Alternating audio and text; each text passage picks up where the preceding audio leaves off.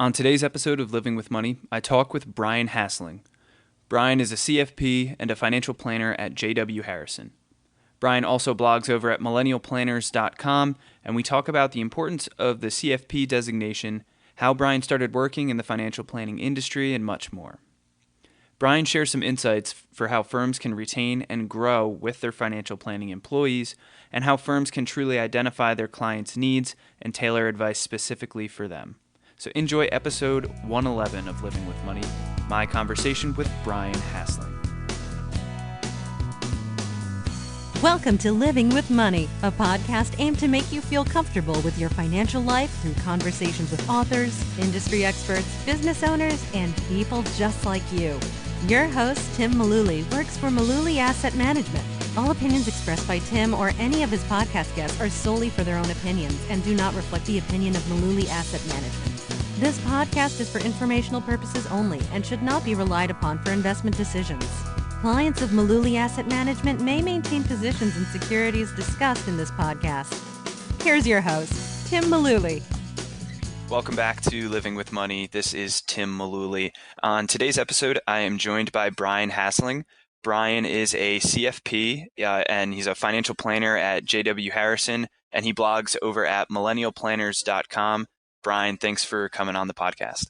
Hey, Tim. Yeah, glad to be here. Ready to dive in. For the listeners, let's just start with a quick background about you personally. I like to ask a lot of the guests, if you can think back to your childhood or, what was your first money memory, or when do you remember getting interested in money? Do you have any distinct memories from childhood?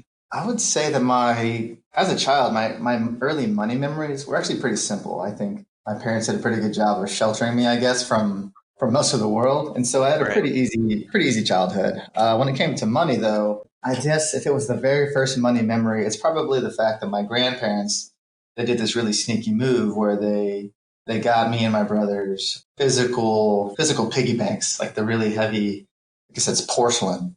Right. You can't actually see inside of them. So you don't actually know how much money you have. And they gave them to us. We put them in our closets, and they would send us birthday money every once in a while. So maybe like $5, $10, whatever.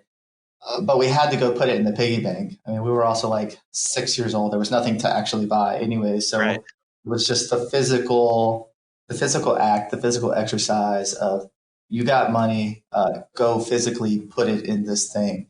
I don't even remember ever opening it. I just remember the physical act, the exercises, habits sort of starting really, really early. So that's my first money memory. Things kind of changed when I went to middle school. My parents made us change schools. So we went from a school where everybody seemed to be like in our demographic and everybody kind of looked and felt like us, and it was all good, like I was saying.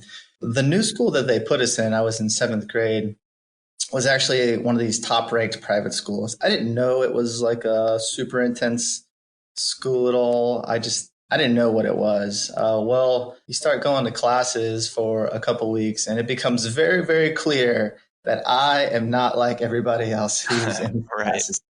The car or the van that I got dropped off at school at was not like the Land Rovers or whatever nice cars they were dropping off. Right. Instantly, there was this divide. And I felt it, and I lived with it every day. And my older brother, we actually talk about this quite a bit. He felt it too. You go into an environment where you don't feel like the others, and you don't really know why.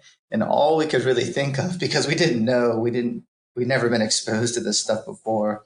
Right. We just assumed it was because of, they have money, so they're different than us. Maybe they're better than us. I'm not really sure. So like, their success, they're doing good in the classroom. They're good looking. They're good at sports. They excel. Well, that's just because they have money. Theme of not really understanding what money actually is really started messing with my head right around then. It's honestly been a lot of work to untangle all those webs ever since.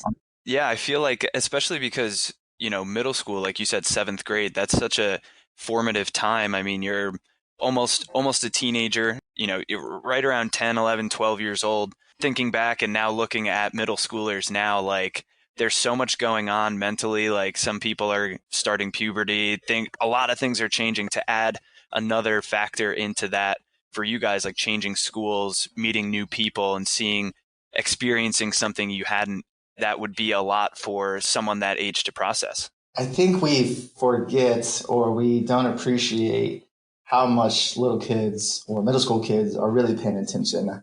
I Yeah. think the thing that I resent the most, if I was to resent anything, was that, well, I needed probably a little bit of coaching being thrown into a new environment. So because I didn't have coaching from like my parents, because honestly, my parents didn't know how to talk about this either.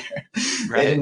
They didn't understand it. So how could they know any better? But if I had some coaching, like, hey, like, this is just what it is. But you know, you're still going to class and you can still be an awesome person. It actually doesn't matter how much these people's parents have in the bank. It's hard to ignore. It's hard to ignore when you have a lot of things in front of you. So I wanted to ask you, being a CFP and being a financial planner, when did you know that that was something that you wanted to do for your career and working in finance? When did you know that that was something you wanted to do? It probably goes back to when I was in high school. I was a senior in high school. There's three of us brothers. I'm the middle child. My older brother went off to college, and so I'm a big bad senior. I'm kind of like the oldest Right. boy in the house. It's a good time to be me. I finally found my stride in this private school. I was on sports teams. I kind of finally figured it out. Things were going really good. I guess right around midpoint of senior year, my parents, they dropped the news on us. Hey guys, we're going to get a divorce. My mom, your mom, she's going to be moving out, and you and your little brother, you going with her. I was like, okay, all right, let's do Wow. this. Yeah. My little brother, me, and my mom, we moved like 20 minutes away. We moved into a little apartment.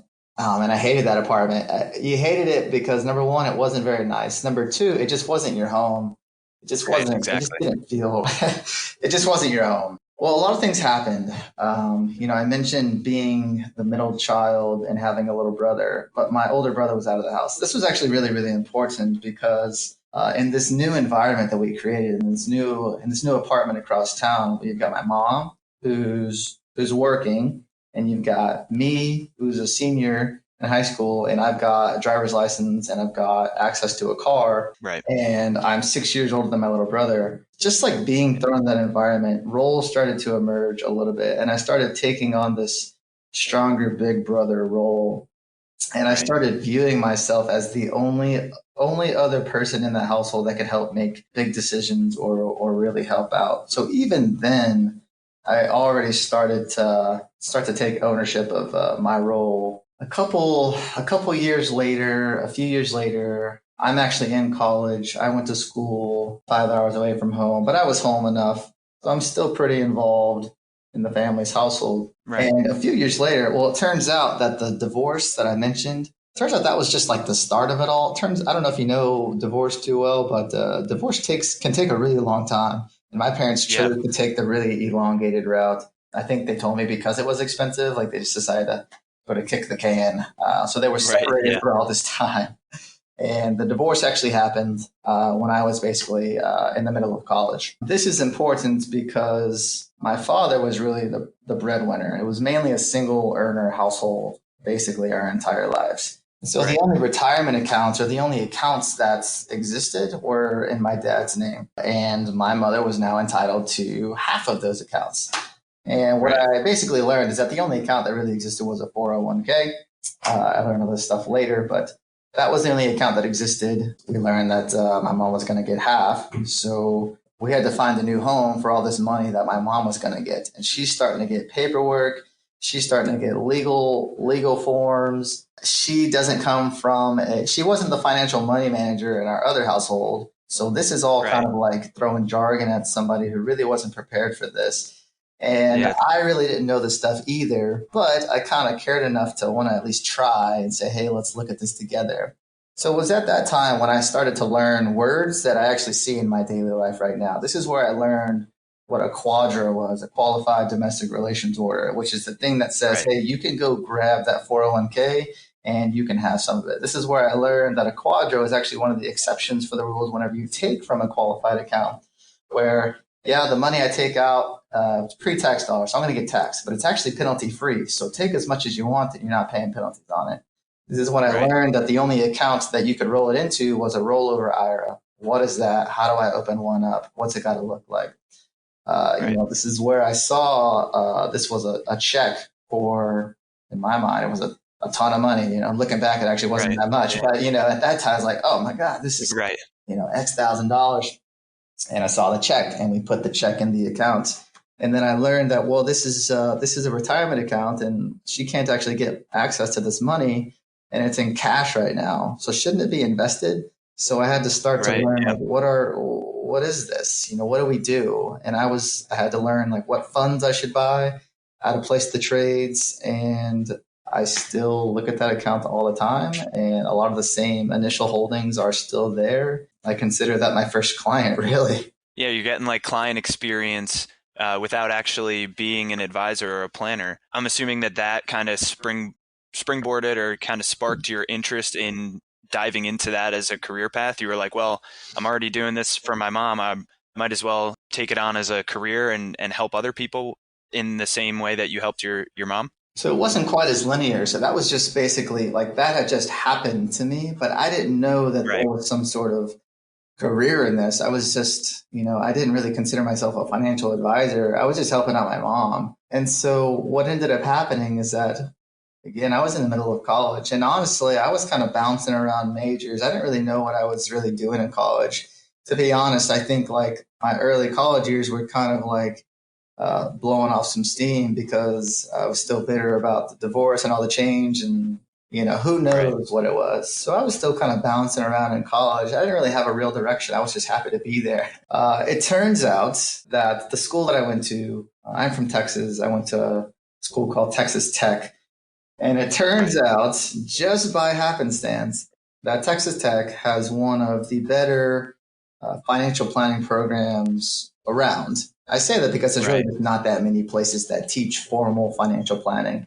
When I say Yeah, that, exactly. I mean that they teach investment management a little bit. They teach estate planning. They teach what insurance is. They teach how to pay off, how to save for things, how to pay off things, just this full encompassing like financial planning department. So I just happened to Yeah. luck out and go to a school where they actually taught this formally.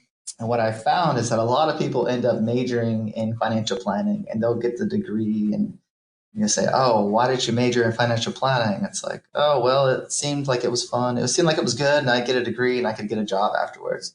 I think that's why a Right. lot of people choose to major in this stuff. But why you stick around is a completely different answer. And for me, why I stuck around is because, well, this is kind of stuff I had a little bit of experience doing and I've always enjoyed it. So why not stick around? And here I am. Yeah, exactly. I feel like because you had that background and you saw how much of an impact it had on your mom, you know that the work that you're doing has such an impact on all of your other clients too. I feel like it makes it more meaningful and wants you to adds to the passion that you have behind the work. Like I mentioned in the beginning, you have your CFP. Me, I'm in the end processes of studying for the exam. Can you shed some light onto your experience with the exam and the study process for someone like me who's getting ready to take the test?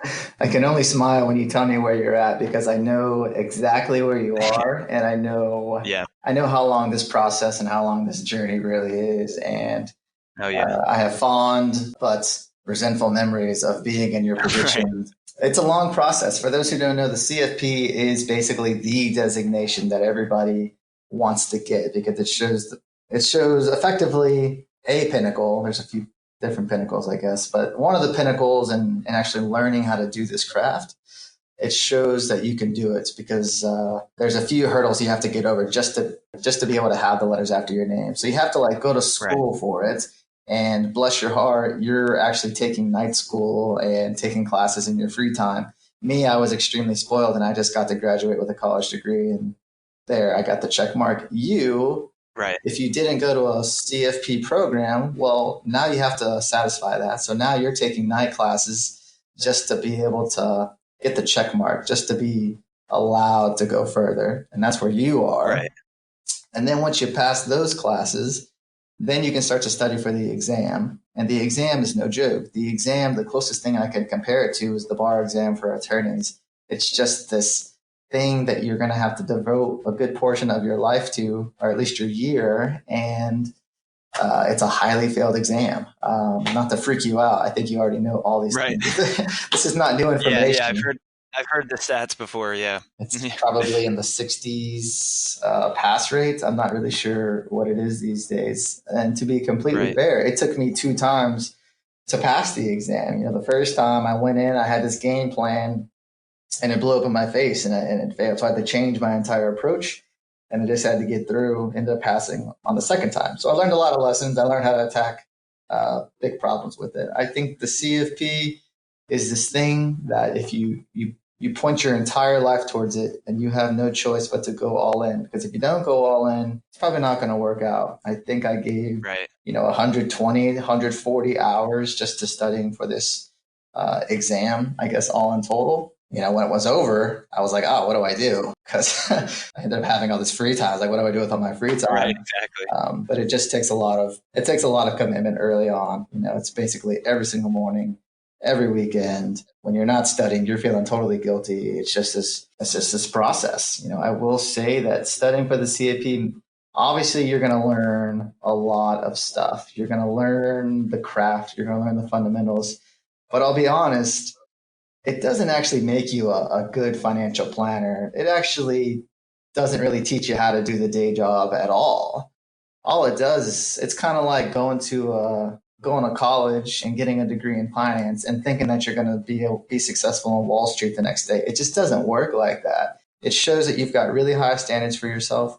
And if you can achieve it, you're in the top whatever percentile of people who can actually do it. And you can focus on the craft. So I know in the beginning of the episode, I mentioned that you blog over at millennialplanners.com, and I'll link in the show notes for the listeners. There are some other people that also blog over on that website as well. So before we dive into a couple of those specific posts that you've put up on the site, I just wanted to ask if you could talk about the overall message of the site and how it got started, and why you wanted to write specifically for millennials. Yeah, Millennial Planners. The past few times I've put in things and published things, they've been received really, really well for people in our profession. And some of my stuff has gotten spread out. And I think you caught wind of something that I wrote maybe last summer. In that respect, it's been a cool thing just to be connected with people who know what I'm talking about. The blog itself started not really for the intention of writing and being thought leaders. It was actually a place where me and effectively just me and my friends could write down whatever it was that we wanted to write about. So it even starts before that, because we didn't have a blog at first. At first, we were just getting together and talking. It was me and my other hopeful CFP buddies. So the same process that you're going through right now, that's where I was whenever me and my other friends started linking up. And we started noticing, oh, you're training to be a CFP too. Yeah, let's talk about it, because nobody knows what I'm going through. And it would be nice to share and vent on what it's like to be us. So we actually just ended up setting up monthly phone calls where we're talking and just sharing. And this is how my work went, and this is how studying's going. And I'm kind of in a bind, and I need some encouragement. It was really just like our encouragement group. I think a lot of people end up calling them study groups. So study groups end up naturally getting formed whenever people are going through something really, really hard. So it ended up being me and a couple guys. We ended up adding another guy, and we were just talking a bunch. Well, we wanted to start writing stuff. I think we were all kind of fanboys of some people who write newsletters, or they've got their own blog, and that could be fun. Let's start writing our own things. We all wrote about different things. That was a really interesting part, but there was no real audience, so it didn't really matter. So one guy, he reads a ton, and he basically just did book reports. The other guy, maybe he wanted to, I think he was going to use this as an excuse to dive into some technical topics. I think his very first post was about what is a grantor retained annuity trust or something like it wasn't even very good. It was just the art of diving into it. Just, can I do this? Can I write this out? Me, I took a totally different angle. I wasn't really I didn't really want to write a book report. I guess I could. I didn't really want to write about technical content. I guess I could. For me, I've got this big brother instinct always in me. And I know that what I had just gone through, finding my new job and learning this new career, I knew I had some insight and I wanted to share that with the people that were coming up right behind me. So I started writing what was the first thing I wrote? I think I wrote how to find a job in financial planning. Right. Yeah. Here's how you look up a firm. Here's what a firm's ADV is. And so that's what I started writing about. And I think I ended up writing up I went to some conferences and I wrote about the conference and what it's actually like because I started learning that there was no content on the internet for this. When I failed and passed the CFP, I ended up writing how to pass the CFP blog post. And that thing still is getting traction on the internet because there's no other resources out there, which is like crazy. Right. Yeah. I thought I'd write it. And I did this other designation later called the IRS enrolled agent, which is a tax one. And I wrote something on that and people asked me a lot about that one. So it's just all like super helpful stuff that I thought was good for people who were just like me, who are just like you, and people who they just need like some more resources for just them. We're going to take a quick break to hear from our sponsor. We'll be right back. Investing for the future involves risk. Why trust your money with anyone but Maluli Asset Management? With 40 years experience, we're a family business ready to help with your investments. Tom and his 3 sons work to build financial plans and manage money on a fee-only approach. As a fiduciary, we're always committed to working in our clients' best interest while keeping your costs low. For a free report, go to www.maluli.net/money today. Right. Yeah, I think that's definitely useful and helpful. And it's cool that it kind of started out as almost like a community journal. One of the posts that I wanted to ask about was one that you wrote recently. It said, "Why your financial planning employees quit." It was super useful and super helpful. Can you talk about that post and why you wrote it and how firms might be able to adjust their processes of holding on to these planner employees? Yeah, good question. This is a thing that I'm super passionate about because I think that as firms like ours, we're growing. Everybody seems to be, we found the new wave of financial planning. We found that CFP is the right thing to do. We found that we want to be holistic financial planners. We don't just want to sell you some stocks. We want to do it right. And that new wave has happened. It's success. We have done it. So I think, I don't know when that wave really took off, but it feels like everybody that I talk to knows about this new landscape of planning. We're done with the old Wall Street ways. It's just icky. Nobody wants to be a part of that. We do it right. I say that because that means that this industry is relatively new. Most of the people who have been doing this role have been these solo practitioners who just kind of went off, took the risk, and started to build a firm on their own, and they did it the right way. And now they've been successful. And now more clients are going to them, and they're getting very, very busy. So how do they keep up? Well, they need to hire somebody. Talent is expensive, and it's a better deal if you can hire somebody maybe fresh out of school or somebody young, and you want to raise them up so they can help out your client base. This is really important because the job that they first intended on doing was just being a really, really good financial planner for their clients. Now, all of a sudden, they've done that job so well that they've got an overflow of prospects and clients and they need to hire somebody. And now, all of a sudden, they aren't just a financial planner anymore. Now they're a manager. And if they keep having more and more success, they're going to keep hiring more and more people. And they're going to be spending more of their time being managers than they are actually doing the craft. I say this because people typically don't want to be managers. They don't want to be human developers. It's not what they signed up for. It's not what they're trained for. You're taking all these CFP classes, which is teaching you how to be a technical professional. But if you get really, really good and keep going, which you're on the track to do, you're going to end up becoming maybe a business owner, or you're going to be a manager of some sorts. It's going to happen, but that's not what you're trained for. Right. So what you have is a lot of people who are really, really good at the craft, but they're not trained to take care of young people.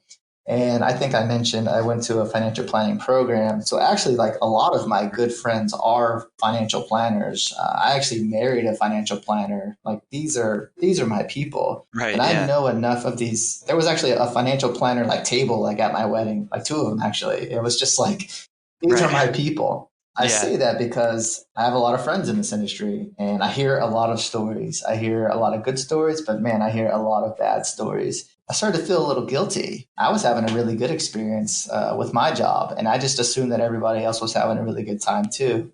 And I started to get phone Yeah. calls from friends who were super talented students. They were sort of the cream of the crop, and they'd go to work at these firms that recruited them, and they would have a terrible experience. And some would have such a bad experience that they would end up leaving the profession maybe altogether. I've seen it happen too many times. It's a little scary, because you have all these publications that say, oh, there's a talent shortage. There's not Right. enough young people who are doing this. And I say, well, just take care of my friends and start there. So, Right. so anyways, I got this like, Take care of the ones that are actually they want to there, be you know? here. Like they want every Yeah. excuse. Like who wants to career change? That sounds terrible. Like they want to be. So I basically just started collecting stories over the past, I don't know, 5 years or so. And I just collected stories. And I probably got like a couple different like documented stories of people who had bad experiences that really wanted to be there. They wanted to be at their job and they got the short end of the stick. And what I started noticing was that some things are out of your control. Some things, the predominant theme, why all of them left or had a bad experience, I could attribute in some way to poor management. And I know that the reason that I've been so successful in my early years is because I've had really good management. I've had somebody pour a lot of energy into me being a good professional. I know that there's something there. And I'm a relatively new manager myself because we hired somebody about a year and a half ago, and that's been a big part of my job is overseeing that person and helping raise that person. So I'm just trying to get Right. good at the job myself. I'm trying to learn how to wear those hats for the first time, and it's hard. It's new. I didn't go to school for this. So I know that I wanted to be a good manager, but I didn't actually know how to do it. And I know that there's a lot of like books out there. Now I can just read books. But for me, I just figured that I would start exploring all the bad things. What are the most common bad things that are happening to people? Let me identify those things. And all I have to do is avoid those things. And I'm already way ahead than Right. a lot of people. So that blog post was really just Yeah. like collecting stories, finding commonalities. And I ended up just like taking away like 5 lessons just for the general public to just know and take away. And it's just a resource for our community now. Yeah, exactly. I feel like having read the post for client relationships going from a planner to a client, a big part of having a successful relationship is setting expectations at the onset. Do you think that the same can be said for a manager to an employee, the same relationship as a client to a financial planner that they're working with? Just setting those expectations up front can really alleviate some problems down the road. Yeah, I mean, expectations management is everything. It's actually one of the big lessons we practice here at our firm whenever we're managing clients. It's this week is a great example. Stock markets are really really shaky. We were talking about this offline. All the better thing that we can do or should do is jump in front of this thing. We know how this goes. We've studied the data. We've studied the technical stuff. We know roughly what happens or what this is supposed to look like when markets are shaky. So we know better. Right. So we might as well jump in front of it and start to tell people as opposed to them reactively jumping into us because they don't know, if we just jumped in and helped manage their expectations across this entire shaky market landscape, everybody's going to be better off and it's going to be less stressful. That's like the client that's like the client example. Whenever you're onboarding a new client at your financial planning firm, you can kind of tell them what their experience is going to be like. You can say like, this is our first meeting. We're going to go over this in a few weeks. We're going to send you this. And then maybe we can get together again and go over this. I know this is important to you. And then in 6 months, you're going Right. to get this. And we're going to send you a report. It's going to look like this. And then we can talk about this. And in tax season, so you can like basically map out the entire year for a client and they should know exactly what they're going to get. That's a lot harder when you've got Yep. a new hire because, especially if it's your very first hire or one of your first ones, you don't know what the next year is going to look like. A lot of times you have no idea. A lot of these firms that have been around a Right. while, they might know a good bit. So they don't really have a good enough excuse to not paint the picture. But like, if you walk into somebody's office and they confidently say that, hey, I'm going to take care of you and here's what your year is going to look like, that's compelling. And there's no surprises there Yeah. at all. And that feels good. Yeah, absolutely. I feel like, and I agree with you that, if it's your first hire, you don't know what to expect yourself. So it's hard to set those expectations for other people. But it's still, I think, is a good process to at least try and anticipate what the expectations might be. Again, for the listeners, I'm going to link in the show notes. You can go check out that post. There's another post that I wanted to ask you about for advisors. It told the story about why someone was firing her financial advisor. Can you talk about that post and what the advisor in that situation did wrong to lose a client and what we can learn from that? Yeah, I guess it's just a theme that I pick up on. I sometimes I don't try and do the extra A+ things. All I'm trying to do is avoid the really bad things. I Yeah. guess, and that's Sometimes that can be the most beneficial thing, though, instead of, just trying to not make the big mistakes instead of hitting the big home run. yeah, just basically hitting singles. That's Exactly. there's probably an analogy when it comes to managing investments. There's somewhere there's a Right. couple obvious ones. So Yeah. when it came to that post, that was I think that happened. I think the actual experience happened to me in my office like a year ago, maybe a little bit more than a year ago. And we had a woman call our office, and I think she's in her early 70s, if I remember right. Retired, single woman, like pretty whip smart. Everything we were going over, she was like super in the know. But she had an advisor already. And this advisor was kind of like if you speak the language, your classic charging 1% of AUM fees. I think she had maybe like $500,000, $500,000 maybe or so. And getting charged, I took a look at the accounts, like they were fine. I think it was just like some pretty basic funds. Like nothing was like there were some things that I wanted to tweak a little bit, but like it was fine, I guess. And she kind of understood what was going on. Like that was all. That was all fine. So I needed to figure out, well, why is she calling me? Because she already has an advisor and her accounts look totally fine.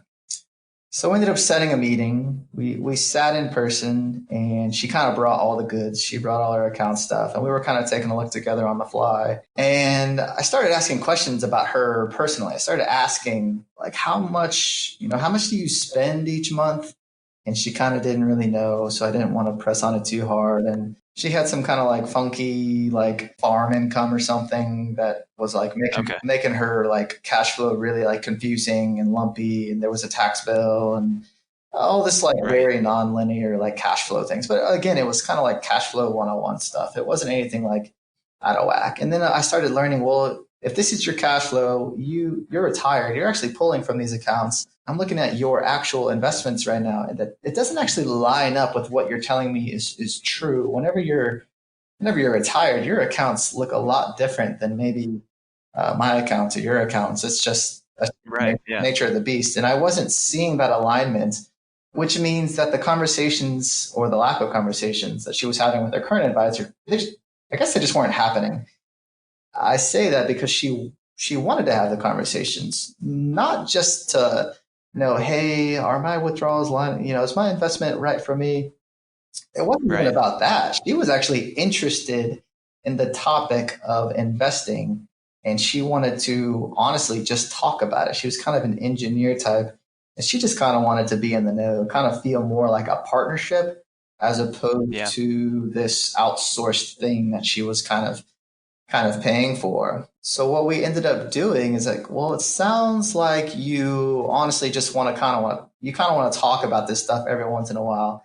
It also sounds like you need to know if you have enough income from whatever pensions and other things you've got. If you've got Right. enough income to support your living, and if you need to go back to work, or if you need to get a roommate or something, like these were all things Right. that she Yeah. didn't know, like things that actually mattered to her in her life. Those conversations weren't happening in the environment that she was in. What ended up happening, she was paying, like I said, she was paying 1% of a $500,000 portfolio. Across the year, that's a $5,000 fee. But she came in to talk to me, and I realized, you know what? You don't need to pay somebody this full-time fee because you kind of want to do it yourself. So here's what I'll do. I'll just give you some pointers. You can check in and we can talk about the markets if you want to talk about the markets. Also, you need to know if you have enough money in general. So let's do like a relatively back of the envelope plan, retirement plan to see if you have enough money. Well, that's going to require knowing how much you spend. You told me you don't know how much you spend. So let's go in. Let's grab your transactions from your accounts. Me and the associate here, we package it together. You spend this much money a month. Oh my goodness. I didn't know I spent that much. Oh my God. Right. That means that I have a drag of this much a month. Like all these light bulbs started going off. And she started to make some real changes in her life. We ended up seeing her like a few months later because she wanted to check in, and she was like, I made these changes. Now I'm only spending this much, like super happy. We talked about the accounts. We made some changes then. It was all fun. We also encouraged her to fire her other advisor and just go to an arrangement that she actually wanted, which was just calling up somebody whenever she wanted. And for that, we remained pretty flexible at our firm. For her, we just charged her our hourly rates, and she could call whenever she wants to call, and we'll talk. I think we've probably billed her $2,000 to $3,000 so far over the year, which is like, we feel like we're getting compensated. She feels like she's getting the relationship that she actually wanted. It's just because she knew that there was something missing from her relationship, and I think we got closer to giving her that. Yeah, definitely. I feel like that kind of goes back to what we were talking about with expectation setting. I feel like the relationship that her old advisor had with her didn't mesh with what she wanted, and they just didn't have that conversation of like, here's what you can expect working with me. And that's where you guys stepped in and did things correctly. Like, hey, this is actually what you want. Like, you're telling us this is what you want. This is what we can do for you, and set those expectations right up front. So I definitely think that that's the better way to go about it, because then everything's out on the table at the onset. The most important takeaway from that is that whenever we first met, I straight up asked her, what do you want? And I kind of sat back and stopped talking. And she told me the answer to the question. So all I had to do is just remember what it is that she wanted initially. And that's our guiding light now. A couple more questions for you here. Since you've begun working in the industry, being a CFP and a planner, what would you say is the most promising improvement that you've seen the industry make, whether it's, a piece of technology that's made everyone's lives easier, or a way we go about servicing clients, stuff like that as an example? What would you say is the best improvement that you've seen? I think the best improvement, I don't know who gets credit for this, but the best improvement is just what clients are asking for in the first place. I've seen a substantially less amount of people calling us and asking us if we can beat the S&P 500. I just don't hear that anymore. Yeah. A lot of our clients they're coming to us for the service that we offer, which is financial planning. And, we'll do the investment management to help align with what you actually need the money to do. But people they're calling us for the reasons that we initially intended to. And it's not this investment management question. So I don't know who gets credit for that. I think I'll be honest, I think the consumer at large is just getting smarter. I think the CFP has done a pretty good job of getting awareness out there of just what CFP is. Like, it's honestly a marketing question. Like, they've been tackling that. It's been pretty, I've seen it. People start to refer to us as my CFP, which is crazy. Right. There's no way that was happening 5 to 10 years ago. So I don't know who gets credit, but there's been this shift to financial planning and not stocks and stuff. And it's awesome. Yeah. So flip that question kind of on its head. Where do you think the business and the industry still has room for improvement? What would you like to see improved upon for financial planners in the next handful of years? in your career? I think we're figuring it out. I think the CFP community at large is doing it right. I think that the people that I talk to, we're starting to do financial planning right. I think the consumer is starting to know that sales is icky. I don't actually need to buy whole life insurance. Like they're starting to get it, Right. which is really, really cool. So I think that we're getting it right. And so I'm not going to nitpick on that. The thing that we need now is more of a business management question. I think that the management skills that I was talking about earlier, how do you actually grow a Right. firm? How do you recruit 20 people just like you into our firm and keep you happy and growing and developing and becoming the best version of yourself? And you'll be at our firm forever. How do we do that? I think that's a huge improvement. I think the more young people like you who are studying for the CFP, if I get more of yous and I keep you happy, Right. then I'm winning because I think that we do it right. I think that you know how to do it right. So let's just double down on that. Keep everybody happy. I just think that management is the missing piece now. There, if you'll notice, like there are no, in the accounting world, they've got the big four, all those accounting Right. firms. We don't have those yet in our industry. There's no like proven path that you can go to get good training.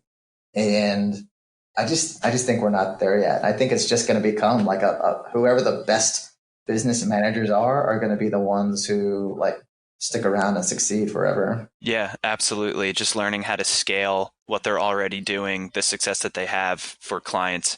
I agree. That's definitely going to be one way to just continue growing the industry and continue growing the importance of financial planning. For you, over the span of your career, personally, what would you say has been the most impactful financial lesson that you've ever learned?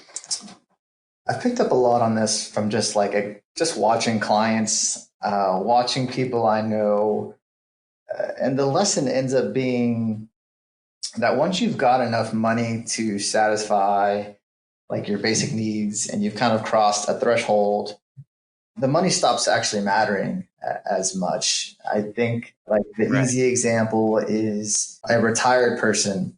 They work their entire lives to save, their own piggy banks. They're putting money in, not looking, and oh, Right. great, I got a couple $1,000,000 and I can finally, quote unquote, retire.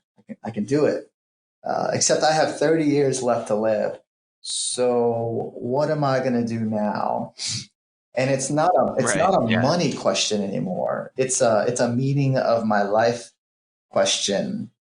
And I think the Yeah. big takeaway is once you've reached a certain threshold of having money in the bank or just like your basic needs met, the further away you are from that line, the more important it is to seek some sort of meaning in life. I think that when I was, growing up, for the first couple decades of my life, it's all just like, oh, what's up with you? Oh, just grinding, man. Just Right. chasing that paper. Just Like working. Yep. Yeah. that's Yeah. just like a normal phrase to say. Oh, chasing that paper. Well, Yeah. I'll be honest. I've kind of crossed that threshold in my own financial life. I'm kind of past it. I don't say that anymore. It'd be kind of weird for me to say that. Oh, just chasing that Right. paper. Like, actually, I've got Yep. like decent paper. I'm paying my rent just fine. Yeah. I've got the paper. I've got like a little bit of cash. I've got a long ways to go, Right. obviously, but like my basic needs are totally met. And so now it's like, well, what do I do? Well, I Right. double down on my career. I double down on things that ignite me. I have more conversations like this with people like you, and we can go deeper and just have a good time while doing it.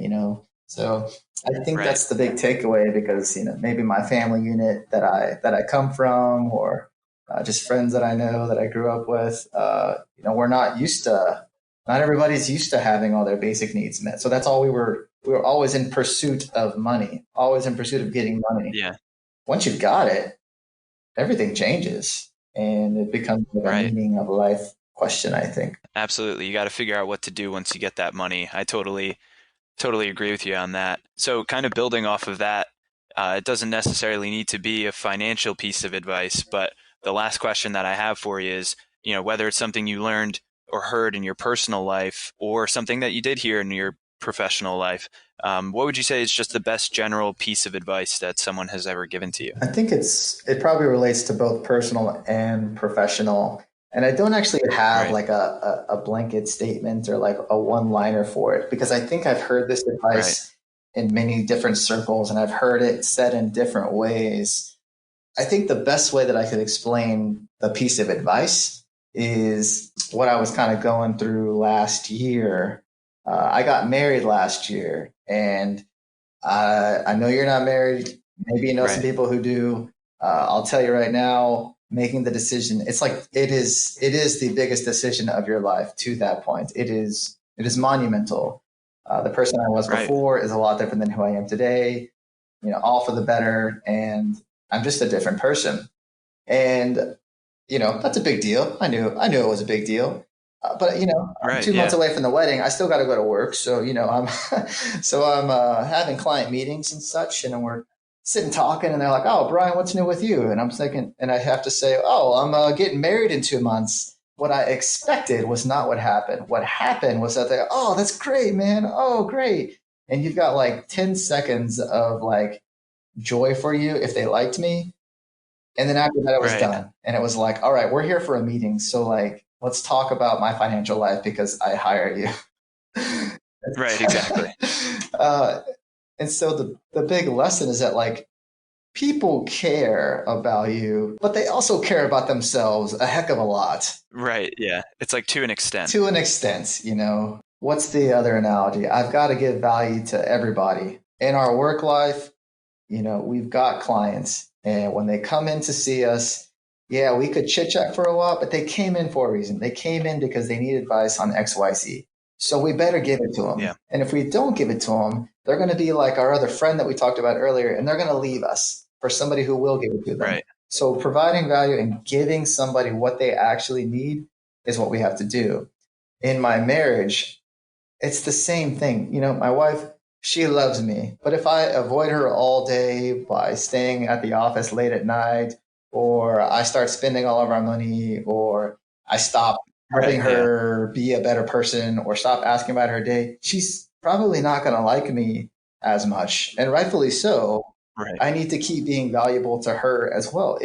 I have to give value to her as well. Or I'm not even going to say it, she would leave me. If I just stopped if I Right. stopped giving to her, she would leave, and she would have every right to. I think, and I hear it a lot with my people I know who are parents, and toddlers don't care if you're exhausted or hungry or have a big project at work. Like toddlers just want to get fed or play or whatever. Right. Yeah. And it's not about the parent. You have to give and give and give. And I guess like the phrase I'm always telling myself is like, it's not about me. It's not about Right. me. And if I keep reminding myself that, I will end up getting joy indirectly. But at first, it's not about me. I have to keep serving. I have to keep giving. Absolutely. I totally agree. And just finding ways to continue to be valuable is super important. So I think that's a really good piece of advice to pass on to the listeners. And Brian, that was all the questions that I had for you. Thanks so much for taking time out of your day to come on and chat. I really appreciate it. Yeah, it was awesome. Thanks, Tim. If you're listening to this on iTunes, please subscribe to the podcast to get new episodes every week. And feel free to leave us a review or a comment because it would really mean a lot to us. Be sure to follow us on Twitter and Instagram at LWM_podcast for more news and updates about the show. So again, for the listeners, I'll link in the show notes to the handful of blog posts that we mentioned here, so you can go check them out as well. Thanks for tuning into this episode, and we'll catch you on the next one.